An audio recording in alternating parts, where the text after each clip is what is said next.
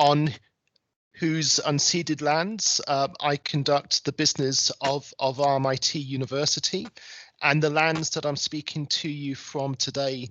As we gather virtually across Australia and Lithuania for the presentation, I also encourage you to acknowledge the land in which you are joining us from. We respectfully acknowledge the First Nations people of the 5 Kulin Nations, their ancestors and elders past, present, and emerging. And just to show you on a map where I am today, I'm on the other side of the world. I'm 15,000 kilometers away in Melbourne talking to you. So I realize it's 10 a.m. in the morning for yourself. It's 5 p.m. Here in Melbourne. So historically, there's many links between Australia and Lithuania. And historically, many of those links occurred when thousands of Lithuanians moved from Lithuania to Australia to start a new life. And currently there's 3,000 Australians who were born in Lithuania, and there's 17,000 Lithuanians in Australia by ancestry. And Australia's a very multicultural country, and we acknowledge, all of the contribution of Australians and where they've come from, historically. So Australia and Lithuania face common but different cyber threats. So in terms of Australia and Lithuania, we both have a focus on new technologies, whether that's cybersecurity, fintech such as blockchain, and a focus on innovation, especially in the technology space. So it means Australia and Lithuania, even though we're 15,000 kilometers apart from each other, we have many common links historically, and also in terms of how we deal with the challenges of the current cyber world that we all live in. So in terms of my presentation, what I'll talk about is Australia's critical infrastructure cyber journey since the 90s. What I'll do is I'll sort of talk through it to explain our sort of history of where we've come from our critical infrastructure protection, and then sort of touch upon some of, I suppose, the challenges that we're now facing. So in terms of the background, both our countries have national cybersecurity centres that generate reports. So in terms of Australia, the latest data that we have is from July to September 2019, which is during the COVID lockdown period here in Australia. And during that time, there were 14,000 cyber incidences that were severe enough to be reported to our national government.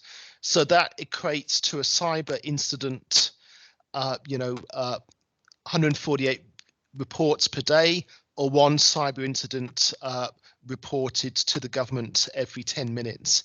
And of those 13,000 cyber incidences, 11,400 were considered severe enough to involve law enforcement and intelligence, as well as our cyber entities to deal with them. And as I said, in terms of that quarter, again, we're only talking about that quarter.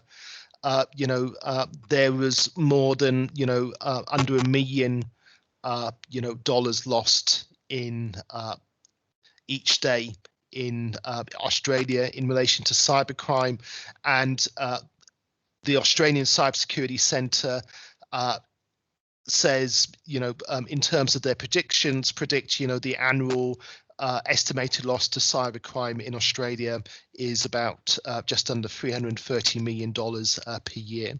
So it's an area of great importance to Australia, but also to Lithuania. So if you look at the latest report that's available in English. I understand that there's a 2020 report that has just been released, but that's in Lithuanian, and my knowledge of Lithuanian is limited, so I'm afraid I sort of had to refer to the 2019 report that's in English. But in that 2019 report, it identified 200,000 cyber attacks that had occurred in Lithuania that have been reported to your National Cybersecurity Center, 68,000 incidences relation to malware, hackings, under 3,000 hacking incidences, and about 350 sort of denial of service attacks against Lithuanian entities. So it means that Australia and Lithuania are facing this common threat in regards to cyber. The source of those threat actors may be different, but it's a common problem that both our countries are facing. So one of the challenges that we have in Australia is that Australia relies on what we call critical infrastructure. These are the physical infrastructure, supply chains, technology that our society depends on. So if they were destroyed, degraded, or rendered for an extended period of time, it would have significant social and economic impact on Australia. And to put Australia into context, Australia is physically the size of Europe, and we have about 23 million population rather than the 350 million in Europe. So it means within Australia we have pockets of population, predominantly on our eastern seaboard coast, and we then have thin layers of this critical infrastructure that ties the different parts of the country from east to west, from north to south. So Australia, just because of our geographical, our geographical setup, faces unique, critical infrastructure issues that a country like Lithuania, that geographically is smaller, wouldn't face the same challenges. So in terms of critical infrastructure, it really is a business problem. So in the US, they've defined that 85% of critical infrastructure is owned by private corporations. In Australia, that figures 90%. So that relates to ownership of our utility providers, telecommunication, banks, etc.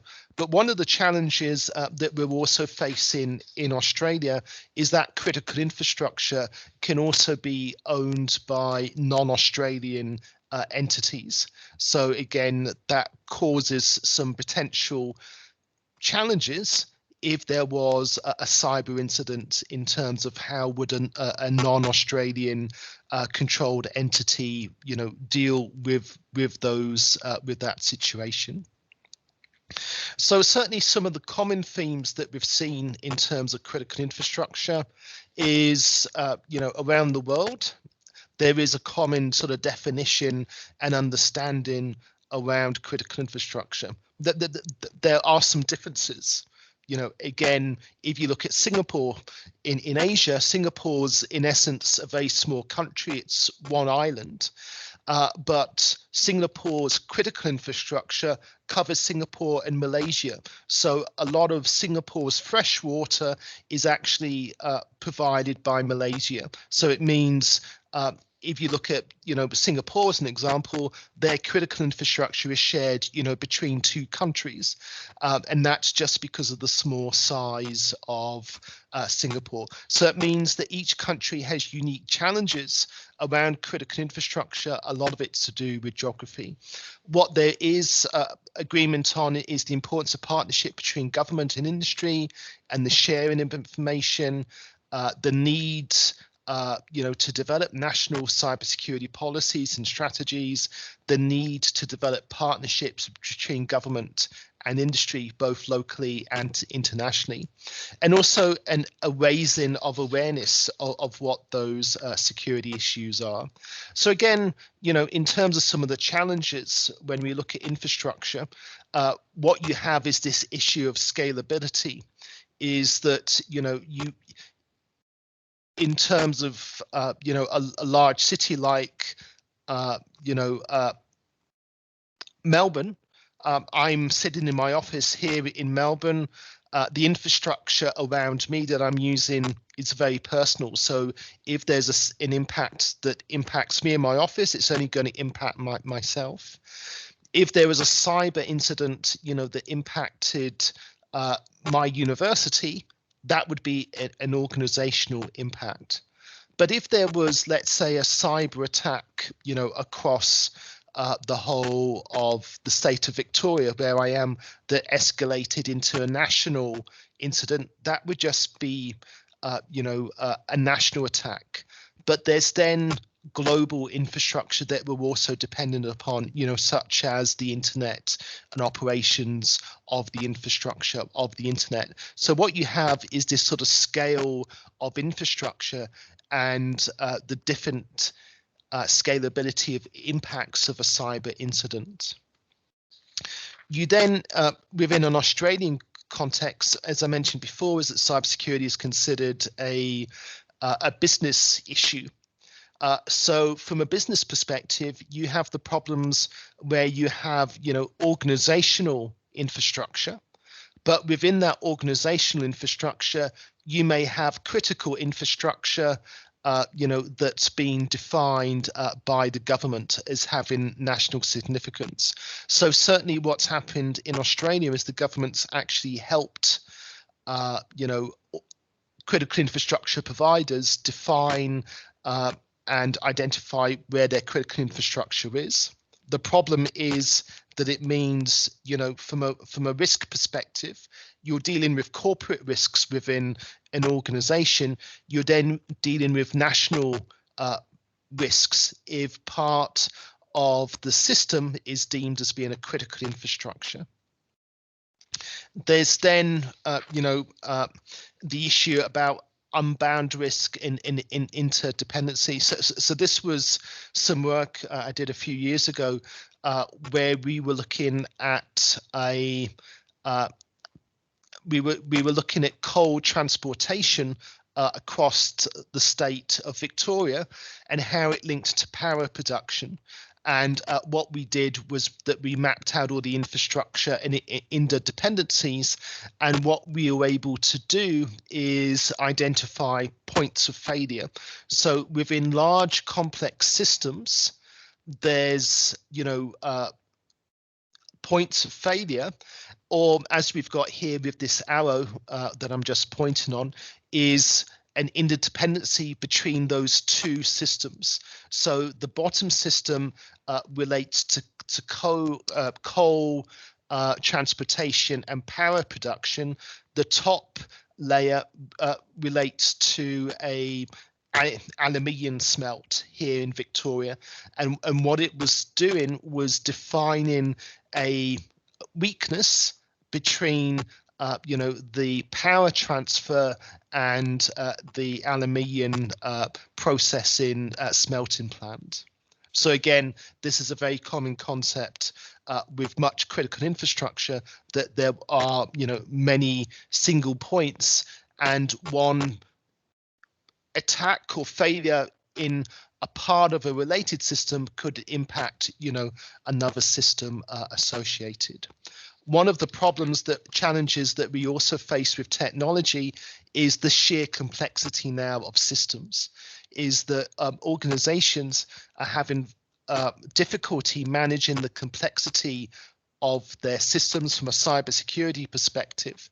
And, because they're using a variety of technologies, a variety of, partners, they may be part of supply chains. So all of a sudden, there's a lot of complexity that's, being it's difficult to manage from a security and risk perspective. So in terms of Australia, as we've sort of just mentioned, Australia, is highly reliant on our infrastructure and systems. So therefore, it's important that we're able to protect those systems from, attacks, whether, those attacks could be cyber based, on water, power, supply, or whether, for instance, they're linked to global warming and, the higher risk of bushfires that we face here in Australia and the impact that bushfires can have on infrastructure and critical infrastructure.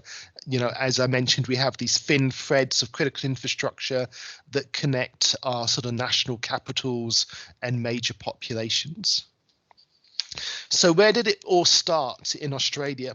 Well, it all started in 1998. So 1998, the Attorney General's Department identified that cybersecurity, is an issue. Well, at that time, information security and critical infrastructure is a problem. And they issued the FUST advice. The FUST advice, well, was actually to implement passwords, to use, a security standard, 17799 that's now ISO 27000, a very sort of baseline, approach, try to accredit themselves around standard. More importantly, is even in 1998 is identifying that people were an important factor. So raising awareness around passwords, training staff in how to use their security. But really, in 1998, the government was viewing cybersecurity or critical infrastructure protection as it was then, really as an information security problem. And this was the advice, until 2004, where in 2004, organizations were asked to undertake full security reviews with a focus on, preparing for disasters in terms of preparedness, response, and recovery, with a focus on security, but also sort of natural disaster. So what you then had was post 2004 was this sort of spread of where critical infrastructure responsibilities lie. So again, what you had was, was a large number of government departments that had responsibility for some aspect of critical infrastructure or information security. So again, it made, the management of incidences much harder. But in 2004, something called Tizen was set up, which was the Trusted Information Security Network. And what this was a trusted forum between government and the critical infrastructure stakeholders to share information, whether it was about how to prepare for disasters, cybercrime, vulnerabilities in systems, physical threats, etc. So the idea was to set up a system to share information, and within that Tizen model, you had Tizen groups that looked at transport, energy, health, food chain, and for instance, I was part of one that looked at water services and the critical infrastructure and sharing information from that perspective. In 2007, the government realized, that what they suggested wasn't sufficient, that they needed to provide additional information for these critical infrastructure owners. And what they did was that they developed a series of handbooks around business continuation management in terms of practitioners and executive guides. What they also did was have a national awareness campaign. Good security means good business. So again, it was, trying to link the risks in relation to information security or as we now know, cybersecurity is having links to businesses in their continued operations. So it was trying to make organizations aware of incidences and how to prepare for them. In 2010, the government launched their critical infrastructure resilience strategy. So what you then had was the concept of critical infrastructure being considered a cybersecurity issue. You then had the concept around resilience, that all organizations, would be potential victims to cyber attacks, and the issue is how to respond and recover from those cyber attacks. So really building resilience into national systems of importance. What we also saw in 2010 was a link towards cybersecurity and also other factors such as disaster management. And I mentioned before about the threat of global warming that it has on Australia in terms of increased bushfires, for instance. So again, it was trying to develop that link between natural disaster management and critical infrastructure management. What we then saw subsequent to that was 2013, a national security strategy. So it was the first one that Australia had. And really what it talked about was the challenges that Australia faced, in a physical world and in the virtual world. And again, from a cyber perspective, it identified the types of cyber threats that Australia would face. It also talked about the importance to strengthen the resilience of Australia's people, assets, and infrastructure against cyber attacks. So again, a continued focus on resilience, a continued focus on preparedness, and a continued focus on the people aspect. What we also saw in 2013 was a key center that was set up that has a major role today. And that's the Australian Cybersecurity Centre. So in 2013, it was set up to offer 24-hour protection, originally for Australian government. Now that's been changed for Australian industry and society. And what it aimed initially was to provide government real-time understanding of cyber threats and attacks upon Australia and the potential impact they had, and also if there was an incident, whether that was on government or business systems, to coordinate and assist in the response to those cyber attacks. What we also saw in 2014 was another government review, and again, it was building upon that earlier work. Again, identifying the importance of sharing information, identifying the importance of developing cybersecurity skills across Australia and awareness.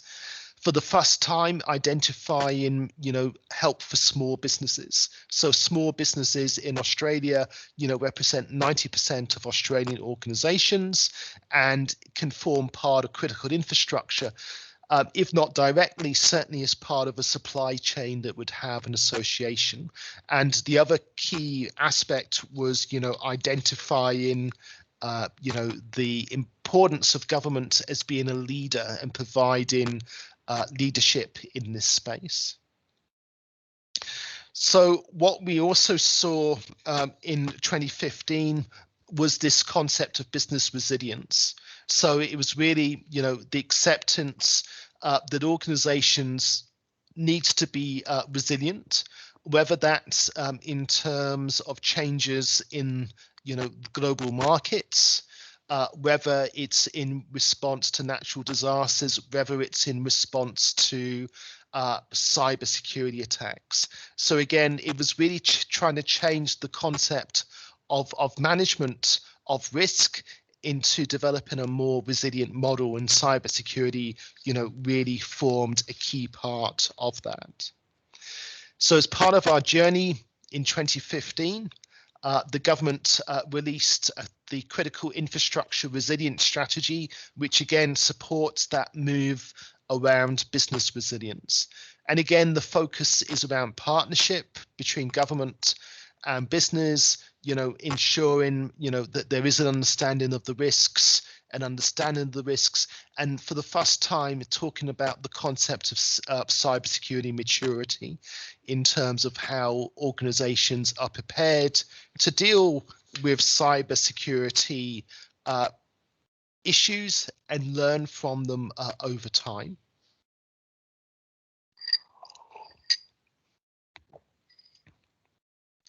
In the next year, 2016 was an important year because this was the first year that we had our national cybersecurity strategy released. So Malcolm Turnbull, our Prime Minister at the time, released this strategy, and again, reinforced the relationship between government, researchers, and business. And as part of that, also related to cybersecurity and innovation in terms of developing, cybersecurity as a new industry sector within Australia.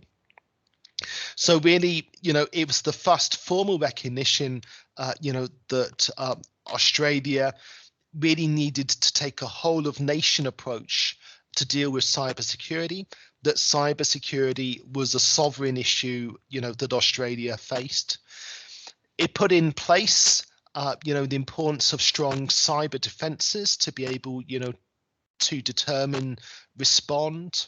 More importantly is to work globally in cybersecurity, whether that's part of the Budapest Convention, for instance, that comes from originally from the European Union, or whether it's working, with our Five Eye partners in terms of, US, Canada, the UK, New Zealand in sharing information. So, or working with Interpol around, cyber criminals. So again, it's really that understanding that one nation cannot deal, with the complexity of cybersecurity, that there has to be, a global partnership. And Australia needs to be part of that global partnership. I mentioned a little bit, about the innovation aspects and really developing this new cybersecurity industry within Australia. And linked to that is building, expertise with universities in terms of developing the next generation of cybersecurity professionals, for Australia. What we also saw, and I mentioned, the Australian Cybersecurity Centre earlier, was we saw them change. So what we saw was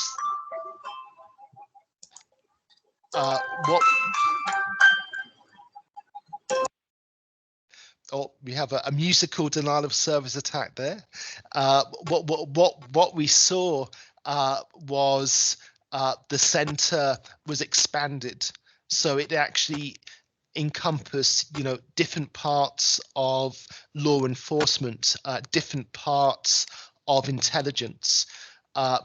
It moved from the Attorney General's Department, which is in the civilian side of government, to the Australian Signals Directorate, that's in the defence side. So again, it was really the Australian Cybersecurity Centre has become a single point of focus with additional resources, and they also would have representation across all the capital cities in Australia, and they're focused, as well as dealing with cyber incidences, was also to provide, more general advice for Australian businesses and citizens about cybersecurity, but also then, to deal with, as well as cyber attacks, but also cyber crime and cyber espionage. And this is an interesting map because it shows the cybersecurity landscape between the period 2016 and 2020. So at the beginning, I showed an early slide that had a number of government departments on the side. What this is again, it shows that continued fragmentation. All of these different entities have some involvement in cybersecurity in Australia, and this is only at the Commonwealth level. So it's only at our national level of government. So this certainly is a challenge that Australia faces, is actually the complexity that we have, around managing and dealing with cybersecurity from a whole of country perspective, in the fact that it is distributed amongst a number of different entities that have different responsibilities. What we also saw in 2018 was a legal act that related to the critical infrastructure. So the Security of Critical Infrastructure Act 2018. So again, it highlighted that there would have to be decisions made about foreign involvement in Australia's critical infrastructure. So if you were an overseas company and you wanted to, take over, let's say, an Australian bank, the Australian government would have to approve that, whereas before 2018, that wasn't the case. There was also within the Act highlights, as well as the cybersecurity issues around espionage, sabotage, influence. It also, identifies other security risks, that face Australia's critical infrastructure, whether that's from a physical perspective or cyber perspective. But what the Act also does is it forces the government to be able to, direct critical infrastructure operators to be able to undertake risk assessment and risk reviews. So this now brings us to this year. Last year. So 2020. Last year we had our second national cybersecurity strategy, and this was, to invest $167 billion in cybersecurity over 10 years for Australia. And again, some of the themes were the same as the earlier policies we talked about. Some were very different. So certainly, we saw the importance on, defending Australia's critical infrastructure, working with owners and operators of critical infrastructure in Australia to deal with those cybersecurity risks. We also saw the police, the Australian Federal Police, have new powers and capabilities to investigate and shut down criminal activities on the dark web, and certainly that's in cooperation, with with international partners. An investment on improving government's cybersecurity protection in terms of networks, a collaboration between government and universities to build Australia's cybersecurity pipeline, increased awareness about sharing that threat information. So the government actually now provides threat intelligence information. The issue is then how to work with entities to ensure that they can use that threat intelligence and digest it. Also then developing a stronger partnership with those joint centres that I mentioned that appeared in the capital cities. The other aspects, is to be able to offer advice for small businesses in terms of improving their cybersecurity.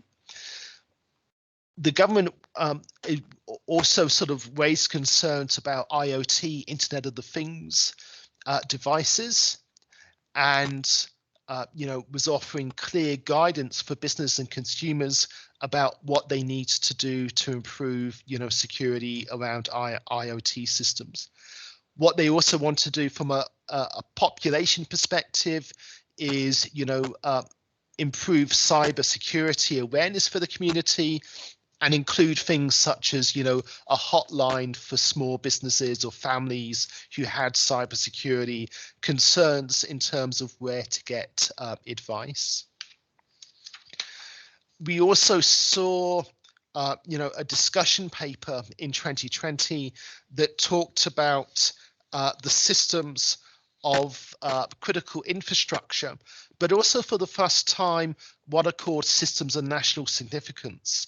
So these are systems that are not critical infrastructure in terms of our society depends on running, that we depend on those systems to run, for our society to function, but they're considered of national significance, that if they were attacked or data was lost to those systems, it would have a national impact. So again, we've seen a change in terms of the terminology from critical infrastructure now to critical infrastructure and systems of national significance.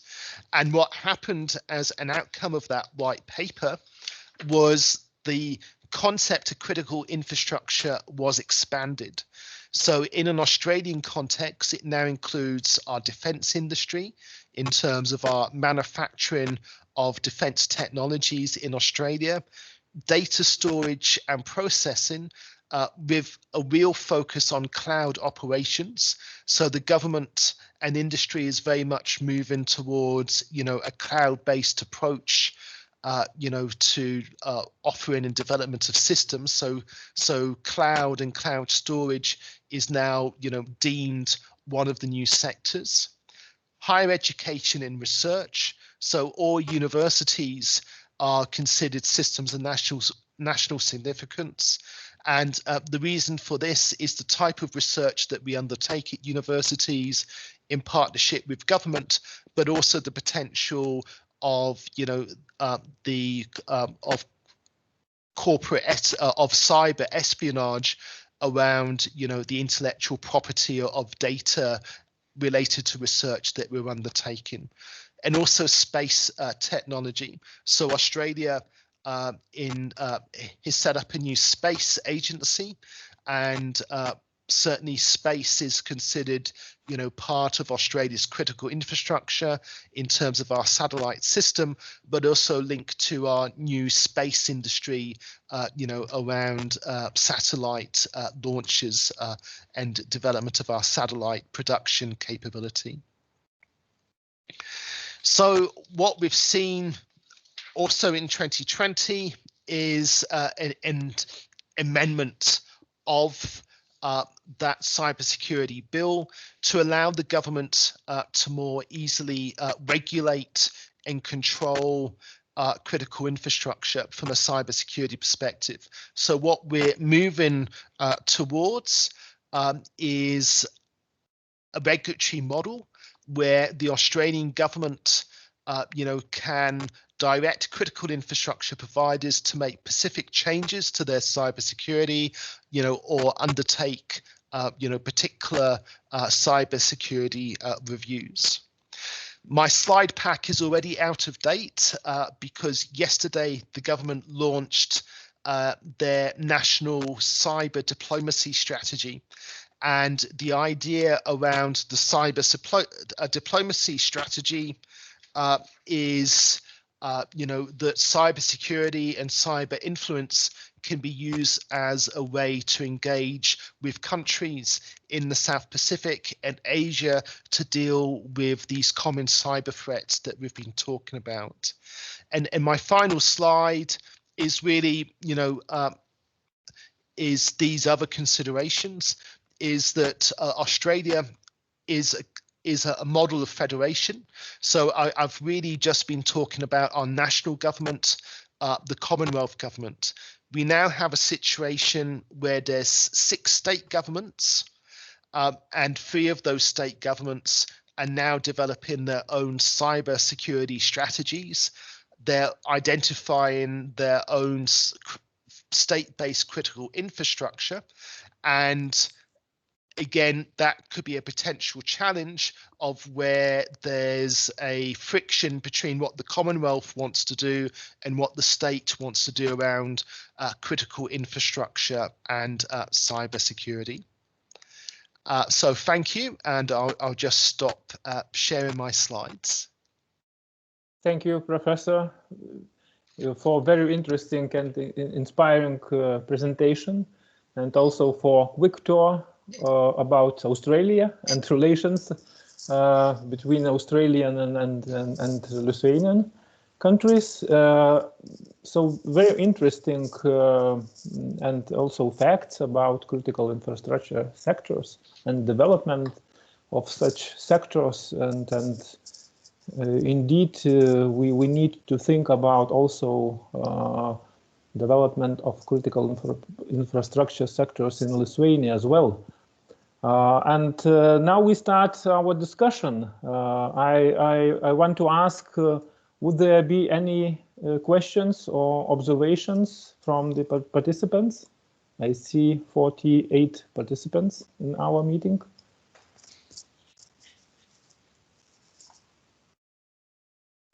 While others prepare the questions, I would like to ask such a question. Or here we are. Here we have. I think. Do you have any question? I just wanted to make a comment that I thought it was a really excellent background provided. You know, I've been studying cybersecurity myself at ECU, and for me, as someone moving into the industry, it filled a few gaps in my knowledge, and I really appreciated that. So I just wanted to say thank you for the presentation more than anything else. Thanks, Toby. Thank you. Okay, while others preparing the questions, I have one question for you, Professor. A new cybersecurity development program will be drafted in Lithuania soon. The drafting will start this year and should finish during the next year. And perhaps you would have any insights or advice for Lithuania on what to look for when developing such new cybersecurity program. Well, certainly, there's a number of areas. I suppose the first one is around sovereign capability of Lithuania in terms of the skill sets and cyber capability that Lithuania requires. There's then, in a Lithuanian context, is that relationship from a regional perspective. So in terms of the Baltic, the European Union, the NATO consideration with partners, and in terms of that cooperation, you know, it can be, you know, in terms of the skills, development of skills. It could be in terms of sharing of, you know, information. It could be, you know, the opportunity for joint projects or schemes between Lithuania and its partners. But certainly, you know, looking at Australia, a key focus is really around sovereign capability, you know, from a skill perspective, but having the systems and infrastructure and the ability to deal with, you know, cyber security sort of challenges, but also then, you know, other type of physical challenges that can have an impact on critical infrastructure. Yes, and I think it's a very important financiation question. Yes, as I saw, new Australian strategy, there is a very concrete plan for financing. Yes, some initiatives. Yes. And I think what's key, certainly from a government perspective, is that government has to have that leadership role in terms of being a partner with the industry sectors, with academia, and as well as providing, you know, moral leadership, there also has to be some financial leadership in terms of being able to fund some of those national infrastructures. Okay, thank you. And I think Christian is raising his hand. Maybe. I just wanted. I had one question, if it's okay. Sorry to interrupt you. I just had one question. I guess in terms of the presentation, in terms of where we've gone in the last couple of years or where we've got to, the only thing that scared me a little bit about that is like it felt to me like maybe we're like a little bit behind in terms of like we're playing a game of catch up. Like I sort of feel like critical. Yeah. Okay. Yeah. Because I'm not. Yeah. You go. Yeah, so certainly in terms of Europe, North America, Israel, Australia are a few years behind. So and that's just part of the reality, but certainly with the 2020 strategy, it was a major step, in trying to catch up. Yeah. No, thank you for that. Because I guess there was a certain amount of anxiety that started coming into my head where I was thinking we really should have been maybe on top of this a few years before where we are. Yeah. But anyway, at least we're on the right path now, I guess. Yes. Yeah. Yeah. And anyway, Christian is raising his hand. Would it be any questions?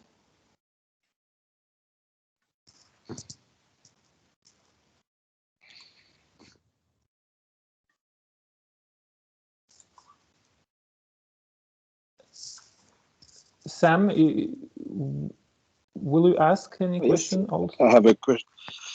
I have a question in relation to the critical infrastructure. I wanted to see if you have any comments on Australia versus the US critical infrastructure bill. I think we have 8 sector? There's some comments about 8 sectors versus 18 sectors. What's your view on the sectors covered? Certainly, I've sort of made the point each country is different. One of the difference is around the sectors. So certainly from the US perspective, they've undertaken their own review of what the key sectors are. One of the key differences between Australia and the US is a lot of the critical infrastructure is backed up by the power of regulators. So if you look at power infrastructure in the US, they have very strong regulatory control from an industry perspective as well as a government perspective that can direct power companies to make changes. In Australia, we're only moving towards that regulatory model. It's only the banking sector in Australia that has a regulatory body around it. Certainly in Australia, some of our critical infrastructure areas have actually changed. So I didn't mention some of the historical ones.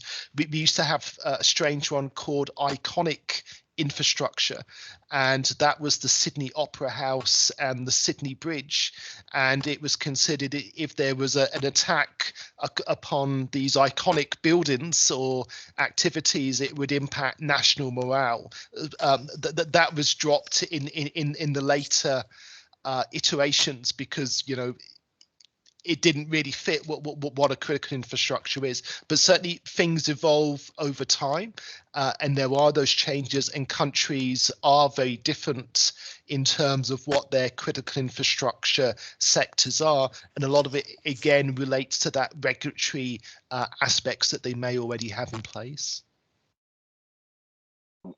Thank you very much. Maybe a secondary question about the A3C. In Australia launched the Australian Collaboration Center for Cybersecurity, I think just 18 months ago. I wanted to check how does it compare outside of Australia, this A3C? And yes, so what the A3C is it's based in Adelaide. It's an initiative with the South Australian state government, and what it is South Australia wants to be the state that focuses on cyber and defence capability in Australia. So what they have is really a centre that brings together defence companies, cyber startups, other organizations that have an interest in cyber. They have attractive funding from the South Australian government, to help develop the cybersecurity industry.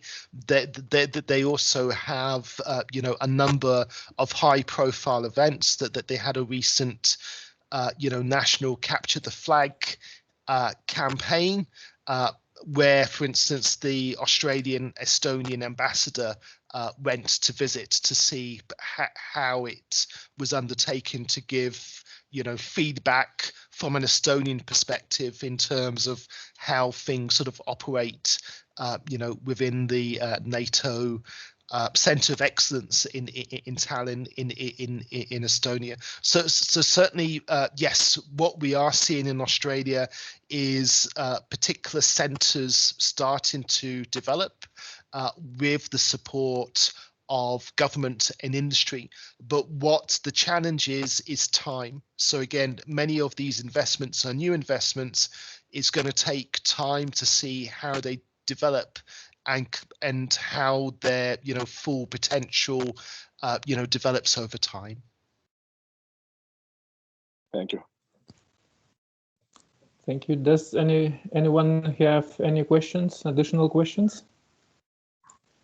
Yes, I do. Sorry, I should be off mute now. It's Christian Heinrich.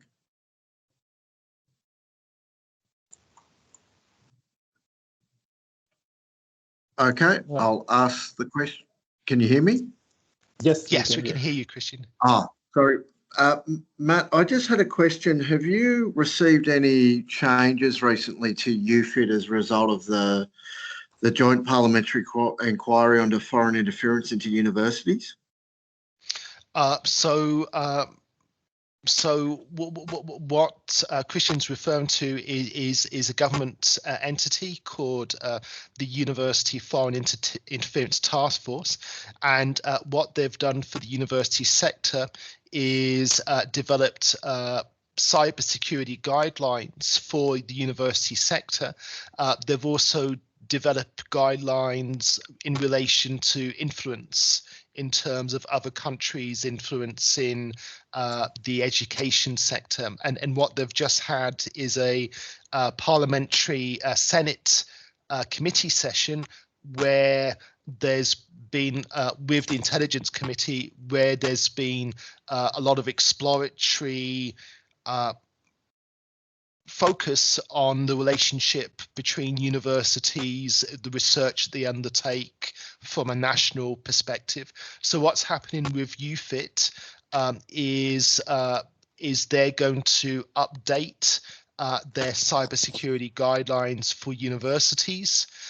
That's a project in hand. They're also going to restart the cybersecurity working groups. So the UFIT process is a continuing process, and there's going to be some sort of updates on the next stages that they're going to be involved with. And I think what's really important is as I mentioned, the fact that in Australia, that universities count as sort of systems of national significance really highlights the work that groups such as UFIT are undertaking.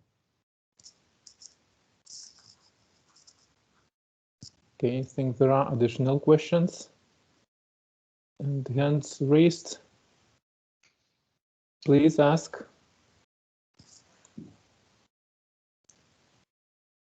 Professor, I have one additional question about, of course, cybersecurity strategy itself.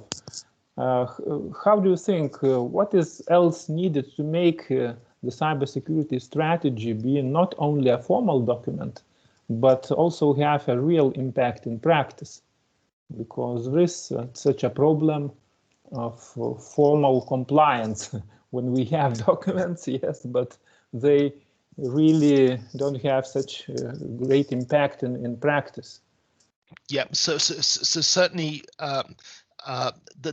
that's been sort of acknowledged, is being an issue. I think, certainly with sort of past approaches, certainly with the new 2020 strategy, that there is going to be a continued process of reporting of outcomes against targets. So in terms of the plan, they're very clear of what the outcomes are that are time-based. So again, it means that there is going to be a governance process in place, in regards to Parliament having a role.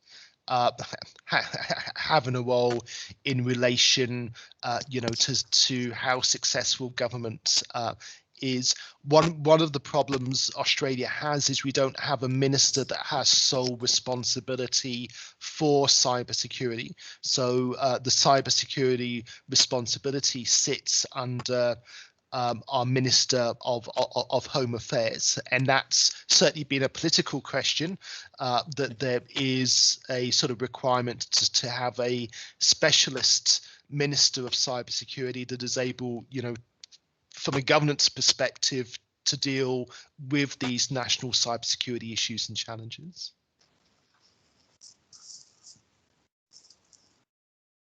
Okay, more questions? Okay. Hello, can you hear me? Hello, yes, we hear. Okay. Thank you, Professor. Very interesting. I want to know how we can get the recorded video after the program. I'm not too. Hello, I'm not too sure. I understand it has been recorded. I don't know how that recording, will be distributed after the event. Okay. I can see that one of my favorite professor is the organizer. Maybe I'll ask her. Okay. Yeah. Yes, please ask us. We are recording. We started the recording, and maybe we can share if our professor will agree with that, of course. Okay, any Thank questions? Any additional questions? And Professor, one additional question from my side. What about cyber threats? You know the situation of Lithuania. Yes, we have such neighbors as Russia, etc. And what about Australian view about cyber threats coming from neighbor countries like China and etc.? Yes, so certainly, Australia does have a very large neighbour to our north, and Australia now has a policy in terms of attribution. So Australia now is naming China as being, responsible for national cyber attacks in Australia. The problem is it hasn't acted as a deterrent. So, the Australian government has reported China as being, behind a number of high-profile attacks. It hasn't stopped it. The other challenge Australia faces is around ransomware attacks. And a lot of the ransomware attacks come from criminal gangs, but also they could come from state threat actors such as North Korea, who are using ransomware as a way to generate income for the North Korean regime. So certainly there are a variety of threat actors in place in Australia. Those threat actors, some are common to the same threat actors as Lithuania faces, some are very different, and I think that's always the challenge, that we in many cases we have a common situation of being in this new cyber normal, but we also have our unique issues, and this is how Australia and Lithuania can learn from each of our sort of unique situations. Yes, and we are speaking about attribution of responsibility on political level, yes, as well. Yes. Yes. Okay, thank you very much. Any additional questions? I see that our time is coming to an end. So maybe if there are no additional questions, thank you, Professor, for today's lecture. And thank you, attendees, for the questions. And we hope this brief meeting has been helpful, and think it's time to say goodbye for all of you, and hope we all see you later during our maybe next meetings or events on cybersecurity issues. So all the best. Thank you. My absolute pleasure. And I just put my email address in the chat forum if anyone wanted to reach out to me. Thank you, Professor. Once again, Thank all you. the best And for all. I hope everyone has a good day. Thank you. Thank you once again.